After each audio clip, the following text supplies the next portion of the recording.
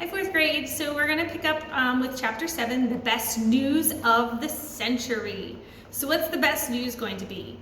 Do you think it's going to be Fudge and Sheila are getting married? Do you think somebody is coming to visit? What might be the best news of the century? Okay, so let's listen in. Here we go. The best news of the century. Mitzi was smaller than Fudge, with long hair tied in a ponytail. She wore a baseball glove on her left hand.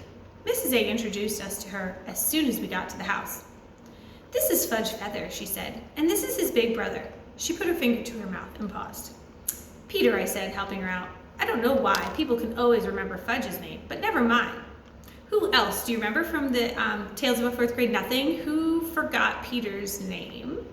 Does anybody remember? Mr. and Mrs. Yarby from the Juicio Company. "Yes," Mrs. A said, "Peter Feather." "Feather is a funny name," Mitzi said. "Actually, it's Hatcher," I told her, setting the record straight. "I thought your uncle's name is Feather," Mrs. A said. "It is," Fudge told her. "His first name is Feather," I explained, before things got more confused. "Feather Hatcher. Uncle Feather Hatcher." "Oh," Mrs. A said, laughing. "I get it now. So you're the Hatcher boys, not the Feather boys." "That's right," I told her. "I like Feather better," Mitzi said. "And Fudge isn't a name, it's a candy." "It's a name too," Fudge told her. "Right, Pete?" "That's right," I said. "Doesn't he have another name?" Mitzi asked me. "A real name?" "It's Farley," Fudge said. He stuck out his chin, daring her to say anything more. "Farley?" Mitzi said, opening her eyes really wide. "That's a real name?" "Grandma," Mitzi said, "is Farley a name?" "It's a beautiful name," Mrs. A said. "There was once a handsome movie star named Farley Granger." She closed her eyes and kind of sighed. Then she went into the house to get a snack. Sheila went with her. As soon as they were gone, Mitzi got shy. She looked at the floor of the porch. Then she looked at the ceiling. She socked her fist into her baseball glove to make the pocket deeper, but she didn't say a word. Fudge watched her and hummed a little tune. He didn't have anything to say either. I decided it was up to me to get things going between them, so I said, "That's a good-looking baseball glove." "I call it my Mitzi," she said, hugging her chest. "Big gave it to me." "Who's Big?" Fudge asked. "My grandpa," Mitzi said. "Big Apple." "Who, Big who?" I asked. Sure, I misunderstood her. "Big Apple," she said. I couldn't believe this. I kneeled beside her and spoke slowly. "Are you telling us your grandfather is the Big Apple, the baseball player?" Mitzi nodded. "I have his baseball card," I said. "I know his stats by heart." "You want to play his game?" Mitzi asked. "His game?" I said. She nodded again. "We play every Sunday." "Are you saying that anyone who wants to play ball with the Big Apple can? You have to pass the over-under test first." "What's the over-under test?" "You have to be over 4 and under 104. "And that's it?" I asked. "That's it," she said. "Yahoo!" I yelled, jumping so high I almost knocked over one of Mrs. A's hanging plants. "This is the best news I've heard in a long time." "It is the best news of the century," Fudge asked. "Could it be?" I told him, as I yahooed again. In a minute, all three of us were jumping up and down and yahooing all over the porch. That's when the perfect babysitter appeared, holding a pitcher of juice. "I'm gone for 5 minutes," she said. "And look at what you've done, carrying on like a bunch of monkeys." "But honey," Fudge said, "it's the best news of the century." "What's the best news of the century?" Sheila asked. "Who knows," Fudge said. "I don't even know what a century is." I ran all the way home. As soon as I got there, I called Jimmy Fargo. I'm not supposed to make long-distance calls without permission, but this was definitely a special occasion. I was still trying to catch my breath when Jimmy answered. "Are you sitting or standing?" I asked. "Standing." "Well, sit down." "Okay," he said. "I'm sitting." "Where?" I asked. "What's the difference?" "I want to imagine how you look when I tell you the news." "I'm sitting on the floor in the kitchen," Jimmy said, with my back against the refrigerator. "Okay, I've got the picture." "So what's the story?" Jimmy asked. "You're never going to believe who our neighbor is up here."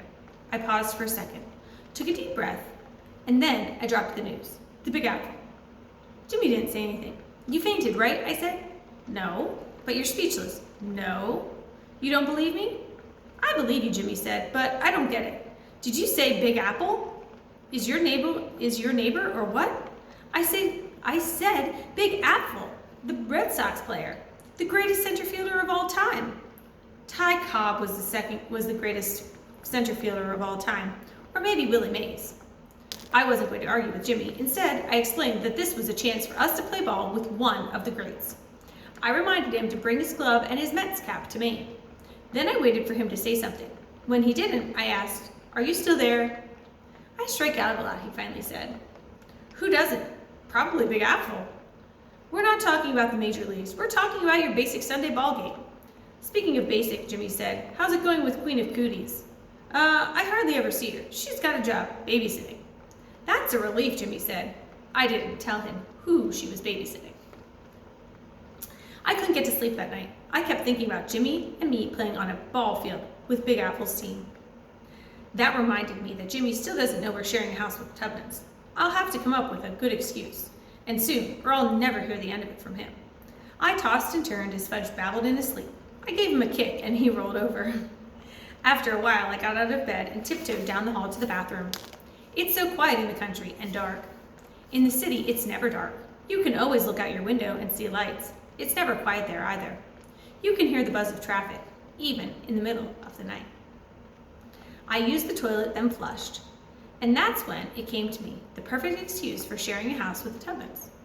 I flushed again and imagined myself telling Jimmy the long, sad story. I'd say, "See, when we first got to Maine, we moved into this big, old house. It had 7 bedrooms and 4 bathrooms, and you could see the ocean from every window. But unfortunately, there was a big problem." "What problem?" Jimmy would ask. "Poison gas," I'd say. Poison gas in all the toilets. Green, steamy, gurgling stuff that bubbled up every time we flushed. "Bleh," Jimmy would say, making a terrible face. "Dad had to call the health inspector," I'd continue. "She took one look at this and went nuts. 'This is a disaster,' she cried. 'This is a serious environmental disaster.'"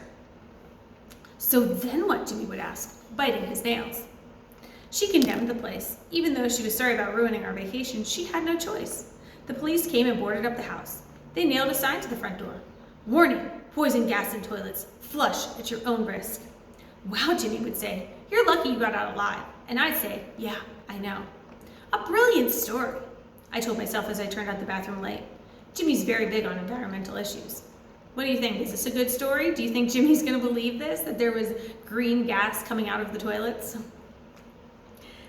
He's got posters all over his room. Save the whales, save the dolphins, save the rainforest. So he'll understand that the Tubmans were just trying to save our vacation when they let us share our house, their house.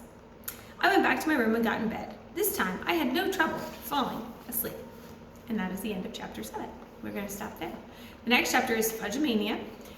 We'll have to wait and see what happens when Jimmy comes. What excuse do you think Peter is going to end up giving Jimmy? Do you think he's going to say about the poisonous green gas? Do you think he's going to come up with a different excuse? I want to hear your thoughts, okay? Talk to you soon.